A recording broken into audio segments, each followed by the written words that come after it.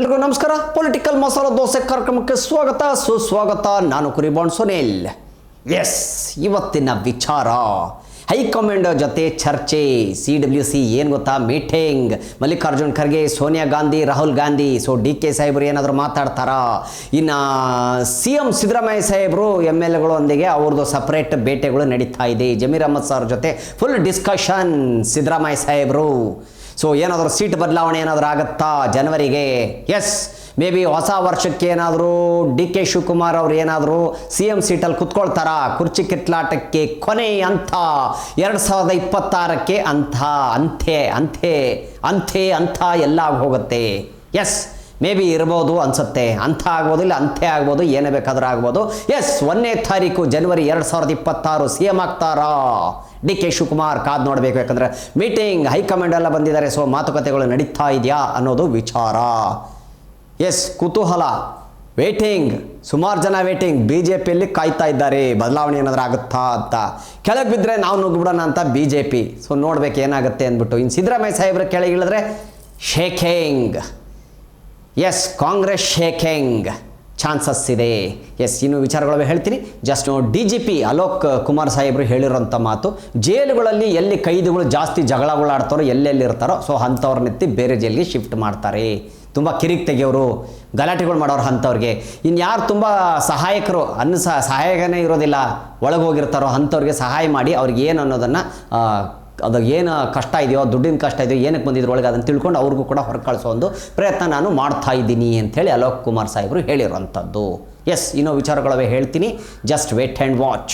ಇನ್ನು ಬೆಂಗಳೂರಲ್ಲಿ ಕೋಗಿಲೆ ಲೇಔಟಲ್ಲಿ ಎಷ್ಟು 220 ಮನೆ ಮೇಲೆ ಡೆಮೊಲೇಷನ್ ಮಾಡಿದ್ದಾರೆ. ಎಸ್, ಅಂದರೆ ಯಾವುದೋ ಆಸ್ತಿ ಪತ್ರ ಏನು ಇಲ್ದಿರ ಮನೆಗಳು ಕಟ್ಸ್ಕೊಂಡಿರೋ ಅಂಥ ಮನೆಗಳನ್ನೆಲ್ಲ ಡೆಮೊಲೇಷನ್ ಮಾಡಿ ಬಿಸಾಕಿದ್ದಾರೆ. ಎಸ್, ಬೆಂಗಳೂರಲ್ಲಿ ನಡೆದಿರುವಂಥ ಘಟನೆ. 200ಕ್ಕೂ ಹೆಚ್ಚು ಮನೆಗಳು, ಆಧಾರನೇ ಇಲ್ಲ ಅದಕ್ಕೆ. 200ಕ್ಕೂ ಹೆಚ್ಚು ಮನೆಗಳನ್ನ ಡೆಮೊಲೇಷನ್ ಮಾಡಿ ಹಾಕಿರೋದು. ಪಾಪ ಬಡವರು ಜನರೆಲ್ಲ ಹೊರಗಡೆ ಕೂತ್ಕೊಂಡಿದ್ದಾರೆ. ಏನಾಯಿತು, ಏನು ಅವ್ರಿಗೆ ಮನೆ ಇಲ್ಲ, ಏನಿಲ್ಲ, ಹೆಂಗೆ ಜೀವನ ಅವ್ರದ್ದು ದೇವ್ರಿಗೆ ಗೊತ್ತು. ಇನ್ನು ವಿಚಾರಗಳವೆ. ಇನ್ನು ದೊಡ್ಡ ದೊಡ್ಡ ಮನೆಗಳು ಶ್ರೀಮಂತರು ಯಾರೋ ಕಟ್ಸ್ಕೊಂಡ್ರು ಅಂಥದ್ದೆಲ್ಲ ಮುಟ್ಟಲ್ಲ, ಯಾರು ಮುಟ್ಟಕ್ಕೆ ಹೋಗಲ್ಲ. ಬಡವ್ರದಂದರೆ ಬೇಗ ಎತ್ತು ಬಿಡ್ತಾರೆ, ಅದೇ ಶ್ರೀಮಂತರದಾದರೆ ಅವ್ರಿಗೆ ಮುಟ್ಟಕ್ಕಾಗಲ್ಲ ಅಲ್ವಾ. ಸೊ ಹೀಗಾಗಿ ಮುಟ್ಟಕ್ಕಾಗಲ್ಲ, ಅವ್ರನ್ನ ಟಚ್ಚೇ ಮಾಡೋಕ್ಕಾಗಲ್ಲ. ಬಡವ್ರಲ್ವಾ, ಏನು ಬೇಕಾದ್ರೂ ಮಾಡೋಕ್ಕಾಗಲ್ಲ ಅವ್ರ ಕೈಲಿ ಅಂದ್ಬಿಟ್ಟು ಈ ಥರ ನಡೀತವೆ. ಇದು ಪ್ರಪಂಚ. ಇನ್ನು UPಯಲ್ಲಿ ಒಬ್ಬಳು ಹುಡುಗಿ ಹೇಳಿರೋಂಥದ್ದು, ಮುಸ್ಲಿಂ ಹುಡುಗಿ ಒಬ್ಬಳು ಚಾಲೆಂಜ್ ಮಾಡಿರೋಂಥದ್ದು ಯೋಗಿಗೆ. ಟಕ್ಕಳ ಅವನು ಗುಂಡೋಡಿಸ್ಕೊಂಡವನೇ, ಅವನಿಗೆ ತಾಕತ್ತಿದ್ರು ನೋಡೋನು, ಬರಲಿ ನಮ್ಮ ಮನೆಗೆ ಬರಲಿ, ಅವನು ತುಂಬ ಇದು ಮಾಡ್ತಾ ಇದ್ದಾನೆ, ಅನ್ಯಾಯ ಮಾಡ್ತಾ ಇದ್ದಾನೆ, ಹಾಗೆ ಹಿಂಗೆ ಅಂತ ಮಾತಾಡಿರೋದು. ನಮ್ಮ ಮನೆ ನಂಬರ್ ಇಲ್ಲಿದೆ, ಈ ಜಾಗದಲ್ಲಿ ಇದ್ದೀನಿ, ತಾಕತ್ತಿದ್ರು ನೋಡೋಣ, ಮುಟ್ಲಿ ನನ್ನ ಅಂತ. ಇನ್ನು 2ನೇ ದಿವಸನೇ ಬಂದು ಲೇಡೀಸ್ ಪೊಲೀಸ್ನವ್ರು ಬಂದು ಚೆನ್ನಾಗಿ ಹೊಡೆದು ಎಳ್ಕೊಂಡು ಹೋಗಿದ್ದಾರೆ. UPಯಲ್ಲಿ ನಡೆದಿರೋಂಥ ಘಟನೆ. ಚಾಲೆಂಜ್ ಮಾಡಿರೋದು ಯಾರಿಗೆ? ಯೋಗಿಯವ್ರಿಗೆ. ಅದು ಯೋಗಿ ಅವ್ರಿಗೆ ಗೊತ್ತಲ್ಲ ಎಷ್ಟು ಪವರ್ಫುಲ್ ಅಂತ. ಯೋಗಿ ಹೆಸರು ಕೇಳಿದ್ರೆ ಎಲ್ಲ ಗಡಗಡಗಡ ಅನ್ನತ್ತೆ UP. ಸೊ ಅಂಥದ್ರಲ್ಲಿ CM ಯೋಗಿ ಅವ್ರನ್ನ ಎದುರಾಕೊಂಡಿರೋದು ಆ ಹುಡುಗಿ. ಸೊ ಹೀಗಾಗಿದೆ. ಎಸ್, ಮನೆ ಬೀಳಿಸೋದು ಯಾಕೆ, ಕಟ್ಟೋದು ಯಾಕೆ ಅಂತ ಹೇಳ್ತೀವಿ. ಆದರೆ ಇಲ್ಲಿ ಈಗ ಏನಪ್ಪ, ಕೋಗಿಲ್ ಲೇಔಟಲ್ಲಿ ಏನು ಮನೆಗಳು ಅಕ್ರಮವಾಗಿ ಕಟ್ಟಿದ್ರು ಅದನ್ನೆಲ್ಲ ಏನು ಬೀಳಿಸಿದ್ರು ಮುಸ್ಲಿಂ ಬಾಂಧವರಿಗೆ, ಅವ್ರಿಗೆ ಮತ್ತೆ ಮನೆ ಕೊಟ್ಕೊಡ್ಬೇಕು, ಮತ್ತೆ ಮನೆನ ಕಟ್ಕೊಡ್ಬೇಕು ಅಂತ ಕಾಂಗ್ರೆಸ್ಸಲ್ಲಿ ಆಗಿದೆ ಅಂತೆ, ಮಾತುಕತೆ ಆಗಿದೆ. ಎಸ್, DCM ಶಿವಕುಮಾರ್ ಸಾಹೇಬರು ಹೇಳಿದಾರಂತೆ, ಮತ್ತೆ ಮನೆ ಕಟ್ಸ್ಕೊಡ್ಬೇಕು ಅವರಿಗೆ. ಪಾಪ 140 ಮನೆ ಕಟ್ಸ್ಕೊಡ್ಬೇಕಂತ. 200 ಮೇಲೆ ಮನೆಗಳಾಗಿದ್ದು ಹೊಡೆದಿರೋದು. 140 ಮನೆ ಆದರೂ ಕಟ್ಟಿಸ್ಕೊಡೋಣ ಅವ್ರಿಗೆ, ಇರಾಕಾದ್ರೂ ಜಾಗ ಮಾಡಿಕೊಡೋಣ ಅಂಥೇಳಿ ಮಾತುಕತೆ ನಡೆದಿದೆ ಅಂತೆ. ಇನ್ನು ನಗರಸಭೆ ಅಧ್ಯಕ್ಷ ಆದಂಥವರು ಸೋಮಣ್ಣ ಅವರು ಇಕ್ಬಾಲ್ ಹುಸೇನ್ ಅವ್ರ ಎದುರುಗಡೆನೆ ಜೋರಾಗಿ ಕೂಗಾಡೋಕ್ಕೆ ಸ್ಟಾರ್ಟ್ ಮಾಡಿಬಿಟ್ಟವ್ರೆ ಕಣಪ್ಪ. ಹಂಗಲ್ರೇ ಯಾವು ಅಂಥೇಳಿ. ಏನ್ರಿ ಇದು, ಅವ್ರ ಎದುರುಗಡೆ ಒಂದು MLA ಅನ್ನೋ ಒಂದು ಇದು ಬೇಡವಾ? ಹಾಂ.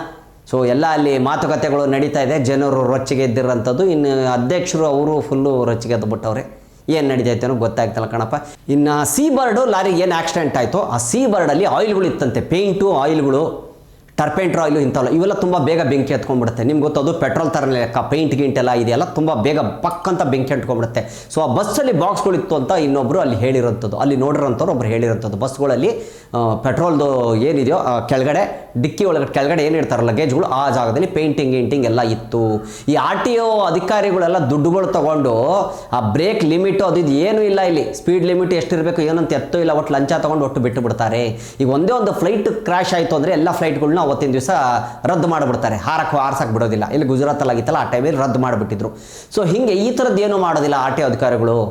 ಒಟ್ಟು ಸ್ಪೀಡ್ ಎಷ್ಟನ್ನೇ ಚಚ್ಕೊಂಡು ಹೋಗ್ತಿರ್ತಾರೆ, 150 200 ಹೋದ್ರು 300 ಹೋದ್ರು ಒಟ್ಟು ಸ್ಪೀಡ್ ಹೋಗ್ತಾ ಇರ್ತಾರೆ. ಲಾರಿ ಬಂದು ಹೊಡೆದಿರೋಂಥದ್ದು.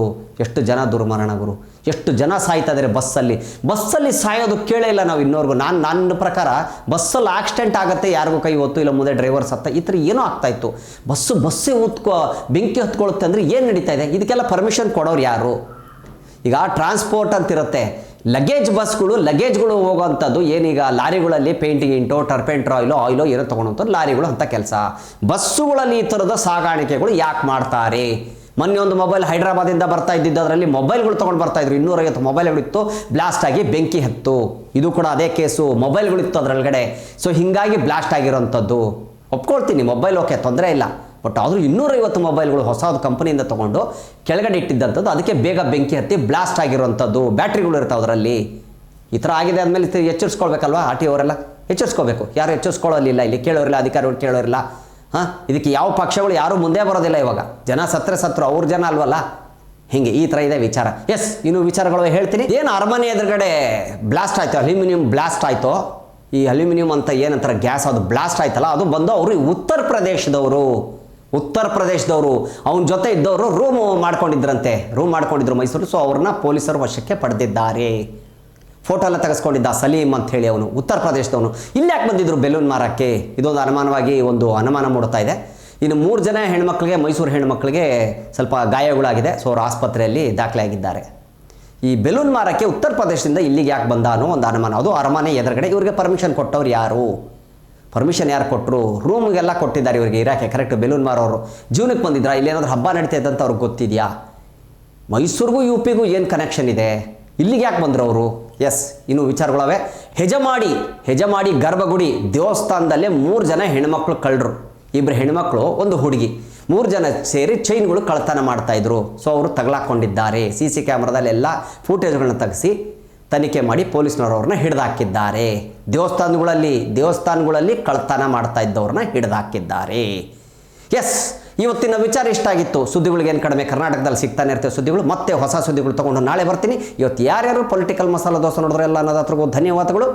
ಓಟ್ ಬರ್ತೀನಿ, ಶೇಂಬುಲಿಂಗೆ ಓಟ್ ಬರ್ತೀನಿ ಕಣ್ರಪ್ಪ. ನಿಮ್ಮೆಲ್ಲರ ಓಟು ಯಾರಿಗೆ? ನಮ್ಮ ಪೊಲಿಟಿಕ್ ಮಸಾಲ ದೋಸೆಗೆ. ನಿಮ್ಮೆಲ್ಲರ ಓಟು ಯಾರಿಗೆ? ನಮ್ಮ ಪೊಲಿಟಿಕ್ ಮಸಾಲ ದೋಸೆಗೆ. ಎಟ್ಲಾಕಾರನ ವಿಧಾನಸೌಧಕ್ಕೆ ಹೋಗ್ಬೇಕು, ಬರ್ಲೇನ್ರಪ್ಪ ಶೇಂಬುಲಿಂಗೆ ಬರ್ತೀನಿ ಕಣ್ರಪ್ಪ. ಏನು ನಡೀತೈತಪ್ಪ ಪ್ರಪಂಚದಲ್ಲಿ?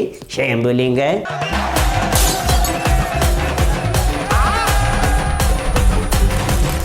ಕ್ಷಣದ ಸುದ್ದಿಗಳಿಗಾಗಿ ಫ್ರೀಡಂ ಟಿವಿ ಸಬ್ಸ್ಕ್ರೈಬ್ ಮಾಡಿ, ಲೈಕ್ ಮಾಡಿ ಹಾಗೂ ಫಾಲೋ ಮಾಡಿ. ಹೊಸ ಸುದ್ದಿಗಳ ನೋಟಿಫಿಕೇಶನ್ಗಾಗಿ ಬೆಲ್ ಐಕಾನ್ ಮೇಲೆ ಕ್ಲಿಕ್ ಮಾಡಿ.